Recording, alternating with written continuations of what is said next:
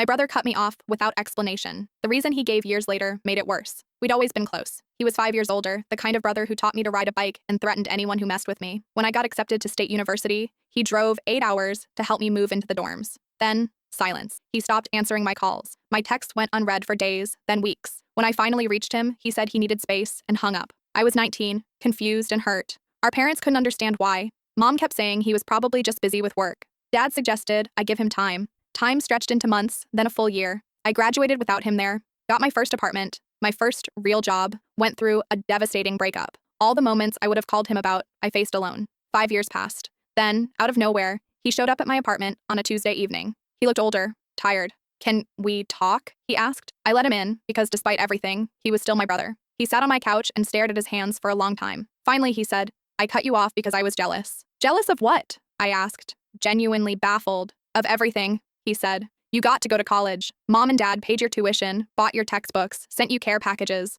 Do you know what they did for me?" I shook my head, feeling something cold settle in my stomach. "Nothing," he said. "When I graduated high school, Dad told me college was a waste of money, that I should work construction with him, learn a real trade. So I did. I worked 60-hour weeks in all weather while you got to have the college experience. You complained about finals and roommate drama. I was breaking my back for $13 an hour." I started to speak, but he held up his hand. "I'm not done. Every time Mom called me, she'd talk about your achievements, your dean's list, your internship, your study abroad. Remember when they paid for you to spend a semester in Italy? I asked them once for help with a down payment on a house. They said they couldn't afford it. 2 months later, they bought you a car for graduation. The room felt like it was tilting. I'd never thought about any of this. Never questioned why things came so easily for me. Why didn't you tell me?" I whispered. "Because it wasn't your fault," he said. "But I couldn't watch it anymore. Couldn't pretend I was happy for you when every success reminded me of everything I didn't get. So I left. I just left." I wanted to argue, to defend myself, but what could I say? He was right. I'd been given everything while he'd been given nothing, and I'd never even noticed. "I'm sorry," I said, but the words felt pathetically small.